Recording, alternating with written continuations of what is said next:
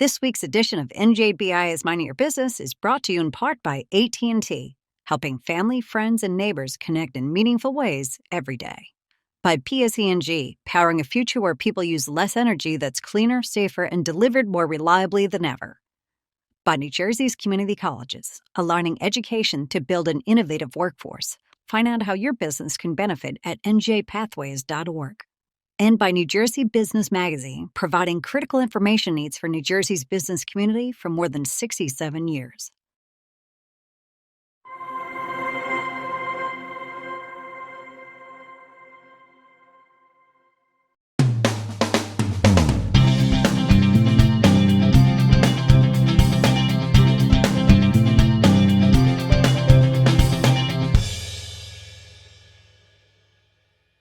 Welcome to NJBI's Minding Your Business. I'm Bob Considine. Well, NJBIA has released its 2025 Blueprint for a Competitive New Jersey, a 28-page policy document that offers our gubernatorial candidates and elected officials a roadmap to drive innovation and prosperity in the Garden State.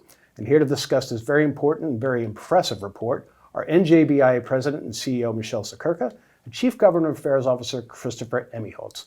Chris, Michelle, thank you so much for being here. I feel like I'm here with BIA royalty, and I don't know if you've ever been here at the same time, which is amazing. I don't think we have, but thank you, Bob. I cower in your presence.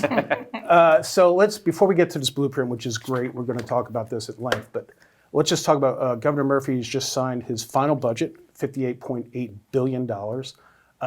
We'll try to get this in a minute or two, but what are your overall thoughts on it? I'll start with you, Michelle. Well, it does nothing to address affordability and regional competitiveness, just the opposite. It takes another hit at New Jersey business, and we wonder why we have a tough time attracting and retaining business here in the state of New Jersey. Okay, Chris?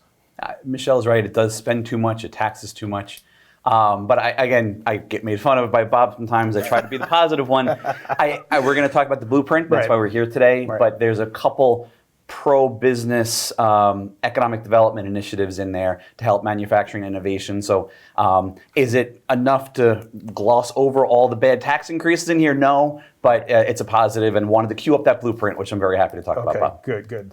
So this is the Blueprint for a Competitive New Jersey, 28-page document. It was released during the recent ELC event, which we had with the gubernatorial candidates. So Michelle, in a nutshell, what is the purpose of this blueprint and why is it important? Well, with the opportunity for a new governor to be with a new administration 6 months from now, it's really important that we have a guidepost for how we meet affordability and regional competitiveness here in the state of New Jersey. And our blueprint is exactly the pathway to get us there. Right. And Chris, what do you think the importance is here? I think, stepping back a little bit, BIA is an institution in Trenton. We are the voice of the business community, the voice of the economy, economic development. And this document, it's important for us to step back sometimes and kind of, here's the institutional ideas we hear from our members every single day when we're out there, and bringing that to the legislators, bringing that to whether it's going to be Governor Sherrill, Governor Chattarelli in 6 months, but we hope one of them is looking at this and running on it and using it when they get into office in their transition teams. So we're excited, kind of the institutional player in Trenton, giving the institutional voice of business to our policymakers. Right. Well said. Yeah, very well said, Chris. And what I love about the document is it's very easy to read. I get where you want to go. You want to get the gubernatorial candidates, you want to get our policymakers, but I even think for the general public, this is a great document. It's very easy to read. It's broken down into categories, which we'll get down to. And kudos to New Jersey Business Magazine creative director Mike Sanchez for designing it, and communications manager Joanne Degnan for editing. Also, great job on the entire GA team, and that includes Marcy DePula and Jamie Freeman. So, Michelle, in your opening letter, before we get to any kind of subsection, you talk about the importance of the next governor having a commerce and innovation department. In a perfect world, what do you envision that being like?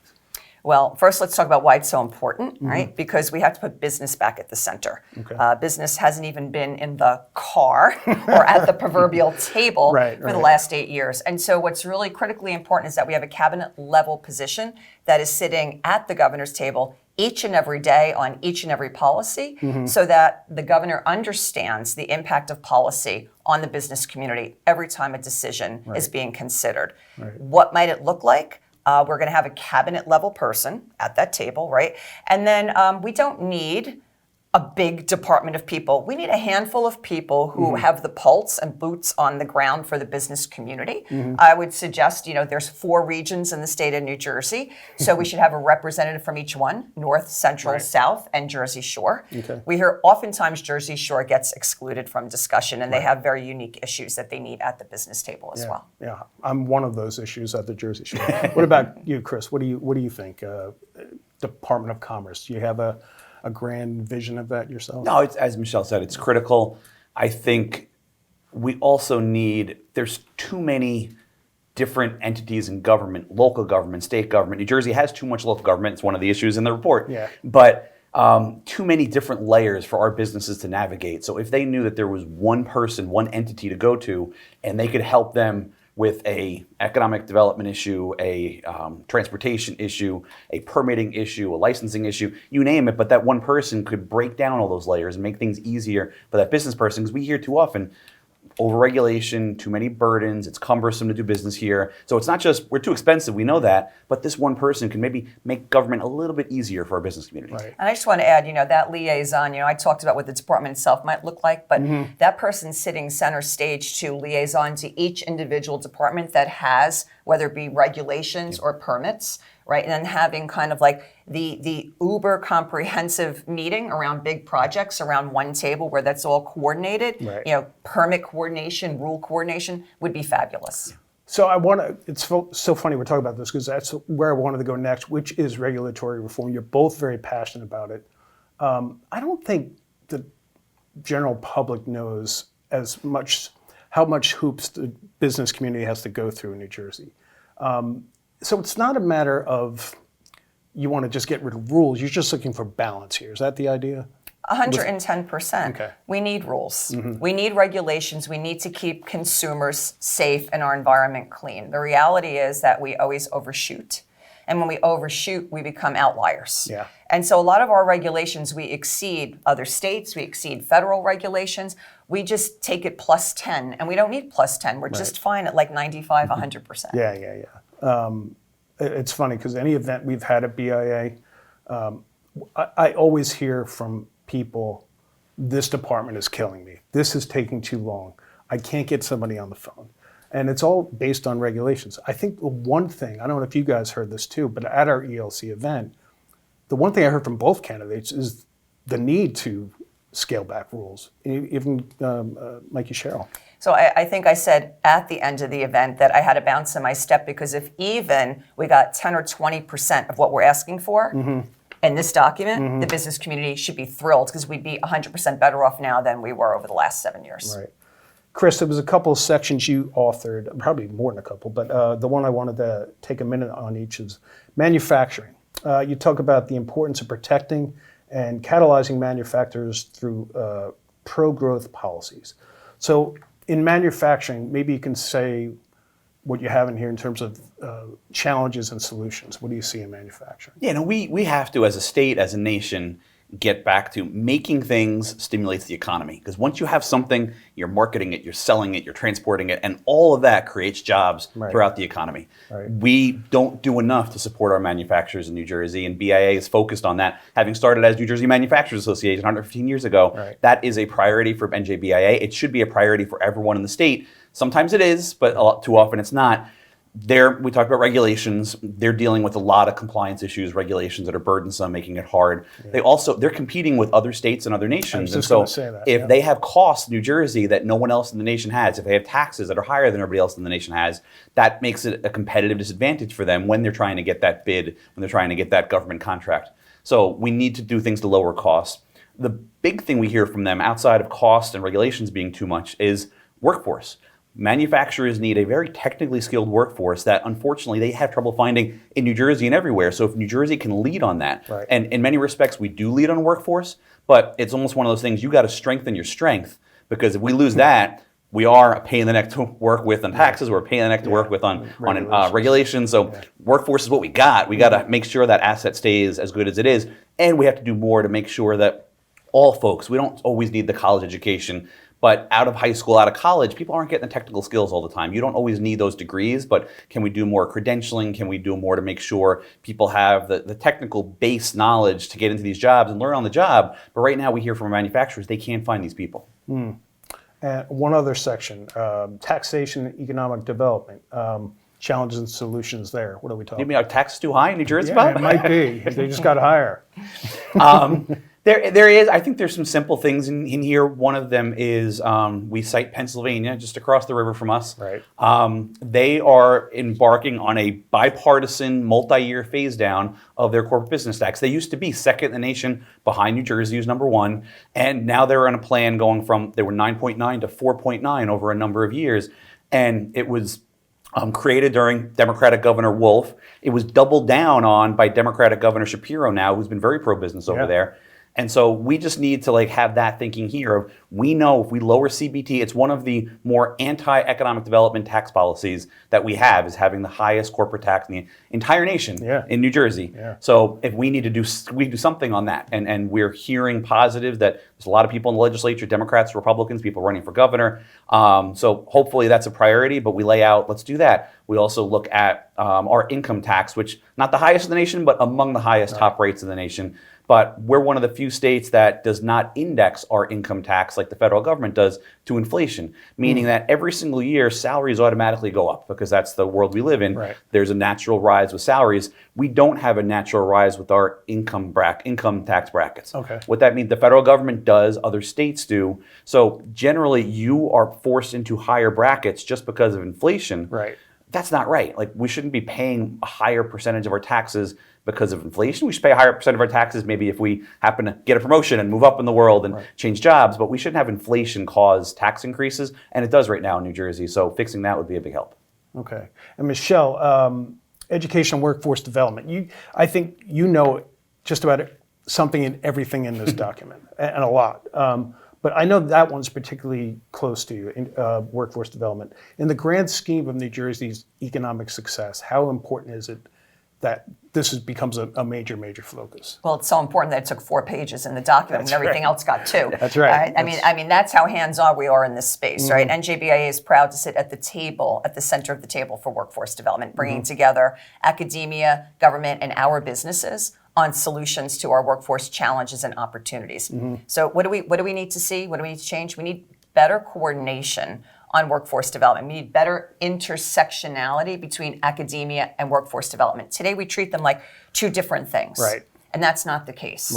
And so better coordination, we have some ideas on how maybe we could think of those departments a little differently, even to find some efficiencies and create that coordination. What's very important when we talk about workforce development, we talk about the trajectory of pre-K to post-grad, right? And that there's an articulation through that entire trajectory. And Chris touched on, it doesn't have to be the natural pathway like this. We can have on and off ramps with certificates and credentials. The whole idea of making post-secondary education in New Jersey, whatever that means, affordable and attractive, because our high school graduates still leave the state in droves. And we just talked about the fact that being a high-cost state and what we spend on property tax, right, for our K-12, it's great to wave the banner and say we're always we're number 1 or we're number 2 in K-12 delivery. We're very proud of that, and we pay for it, and we're proud of it. But when those students then out-migrate, that is our future workforce. And that is an example of New Jersey not mining our assets, and we need to pay attention to that. And it's a loss of investment too, right? I mean, what's the number we have of how much it costs to educate one kid? Well, it depends by district, but it can be well over $20,000 a student, on the highest property taxes in the entire nation.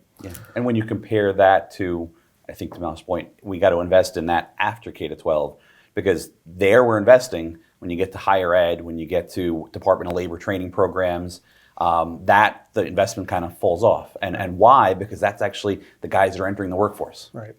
I will ask this as a final question. I think, Michelle, you kind of touched on it, but maybe you can expound on it.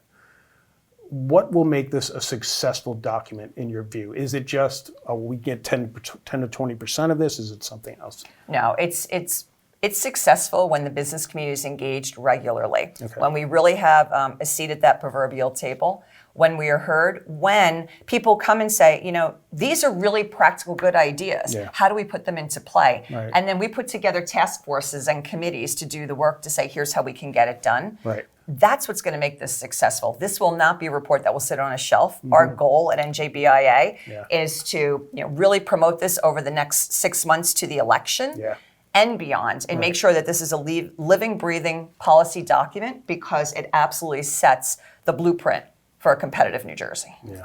What do you think, Chris?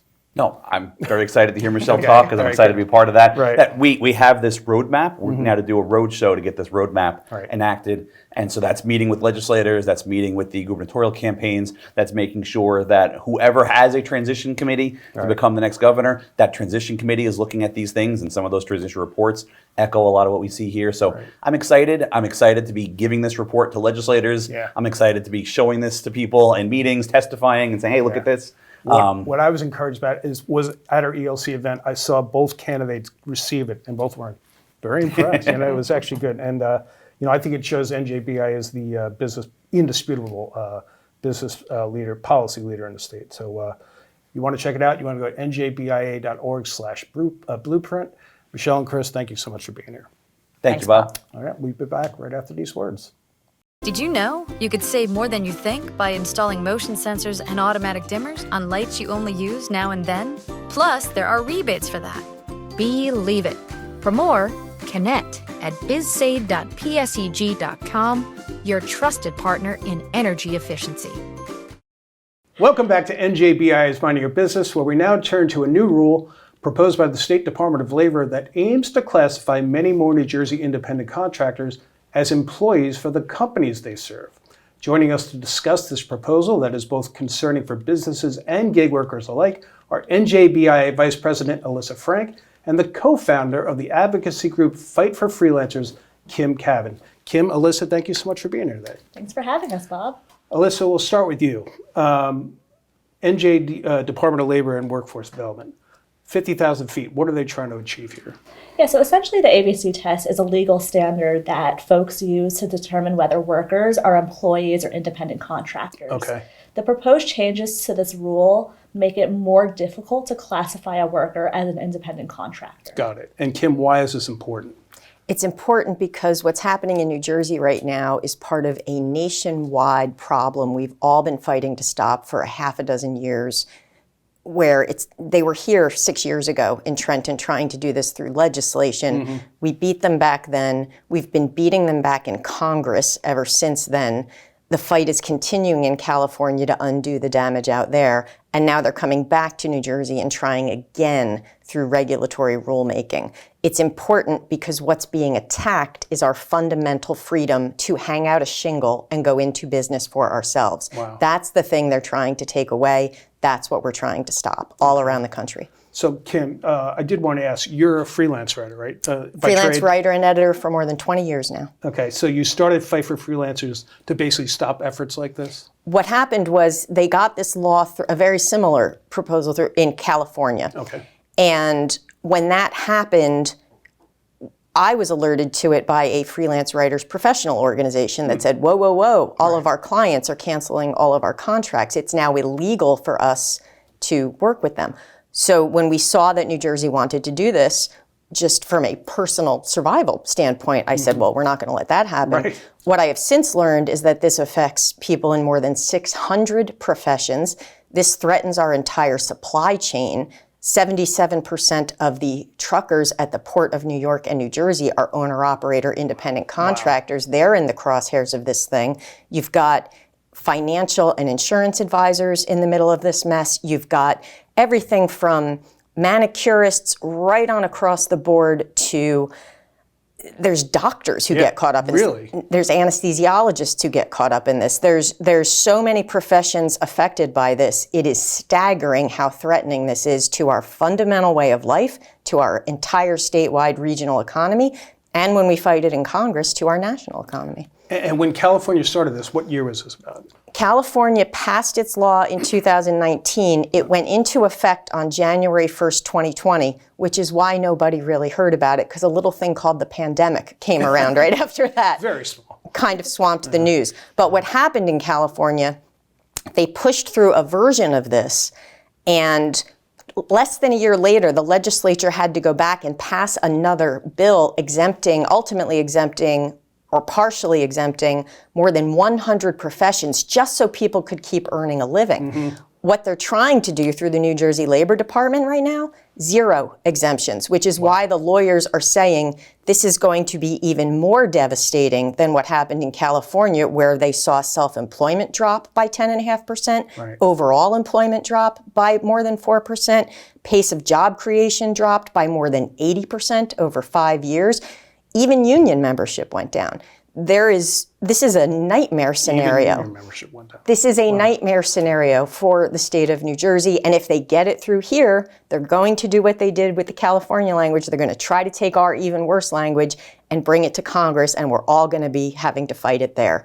That's why this battle matters. That's why we were standing room only in Trenton in June trying to stop it. That's why we are fighting for freelancers. Speaking of that, you both had very compelling testimony. I wanted to just show the folks a few seconds of your testimony, Kim, about how this relates to California.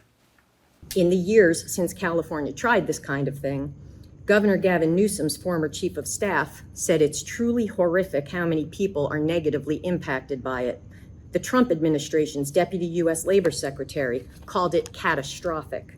Members of the California Advisory Committee to the U.S. Commission on Civil Rights found it disproportionately and negatively affects women, immigrants, people of color, and the politically powerless.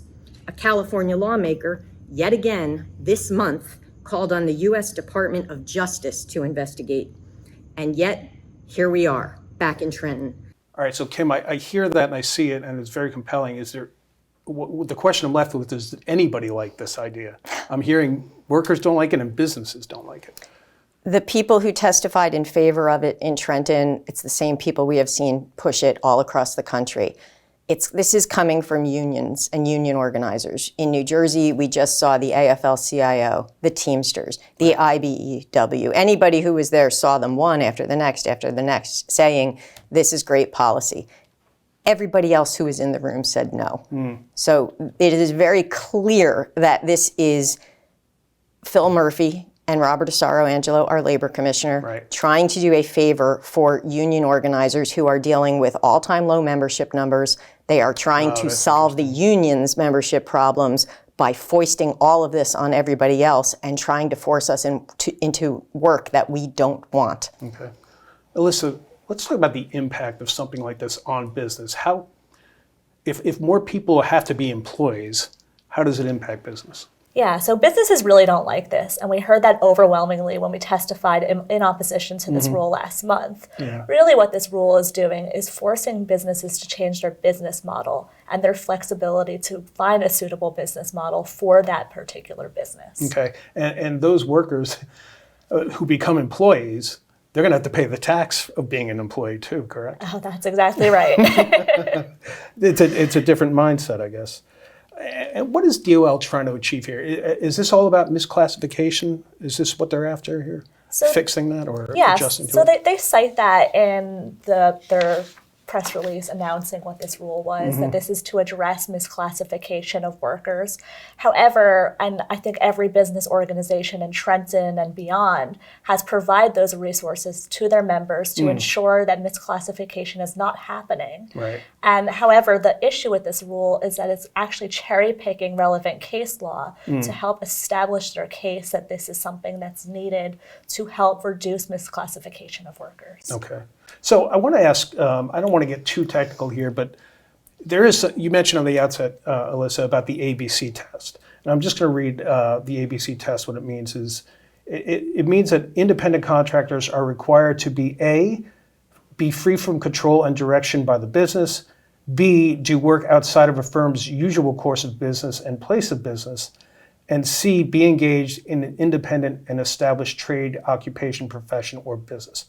I want to focus on prong B here. Yes. This is the big one, because this is going to impact transportation. Like Ubers and Lyfts and stuff like that, right? That's the big one on this? Right. So the rule actually, or the proposed rule actually cites Uber and the transportation companies within as an example of expanding that prong B that you were just talking about. Right, okay. So not only is it impacting the rideshare companies, but it's also impacting those folks that rely on rideshare companies. Okay. So those riders, for example, let's say you're somebody that doesn't have a car and you rely on rideshare to get to work.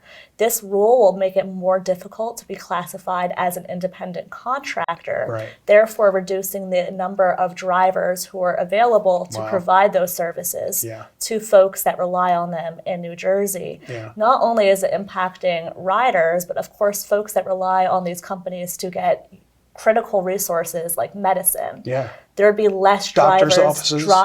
Doctors' offices, hospital ride shares, services like that. So it's really going to just not be hitting the employer, but also the consumer. Okay. And Kim, I'm sure you see more than just transportation riders in this. In California, they've identified more than 600 affected professions. Wow.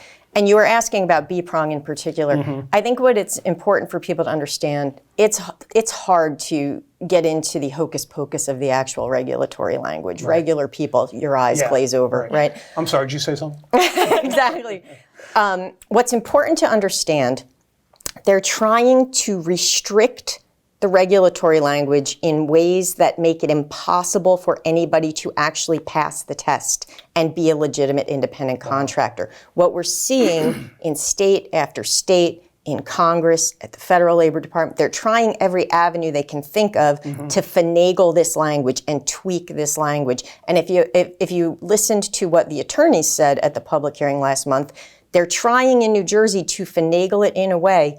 One of the attorneys actually wrote this would eviscerate any chance of establishing independent contractor status. Wow. That's what they're trying to get to. If you're a fan of Star Trek, they're trying to build the Kobayashi Maru, the test that nobody can pass. That's what they've been trying to do all across the country. That's why this is so dangerous, not only for New Jersey, but for everywhere. Because if they get it through here, that's what they're going to try to spread everywhere like a cancer. And that's what we're fighting to stop. So I'll ask on that note in closing, where are we with this and where do you see it going? So, in a process standpoint, where are we with this? Yeah, so we actually were successful in extending the deadline to submit public comments, which was initially scheduled for July 4th. We pushed that back 30 days to be August 6th. Initially, there was not a public hearing, and we were able to get that scheduled, as you heard about, for June 23rd. So we have to submit comments, which we plan on doing. We're urging everyone that's impacted or has concerns to submit comments to the Department of Labor to voice those concerns and outline them for them to respond to. And that'll be their what I did during summer vacation paper that we... Exactly. Where do you see this going, Kim? Well, two levels, state and federal, right? I've been encouraged here at the state level. Something different has happened here than elsewhere.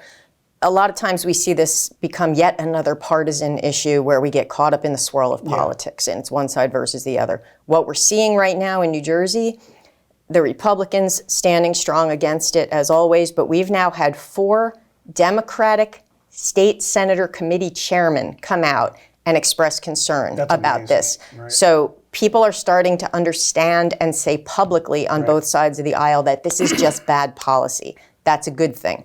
There was also testimony at the public hearing in New Jersey in June about how the state would be wise to emulate the Modern Worker Empowerment Act, which Congress is working right now to put through. I just testified on Capitol Hill in May in support of that bill.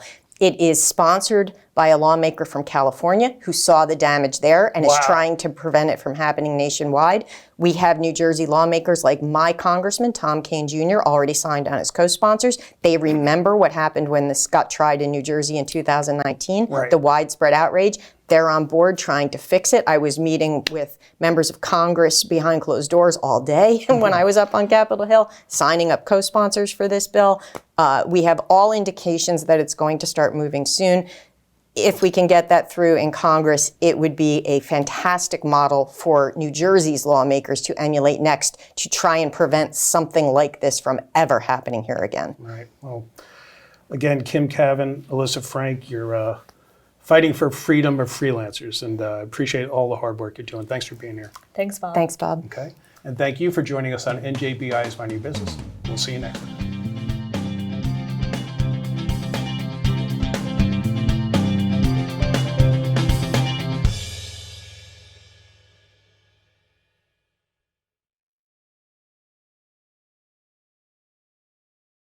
Did you know our energy efficiency advisors can help you apply for rebates and other valuable incentives on your next energy efficiency project?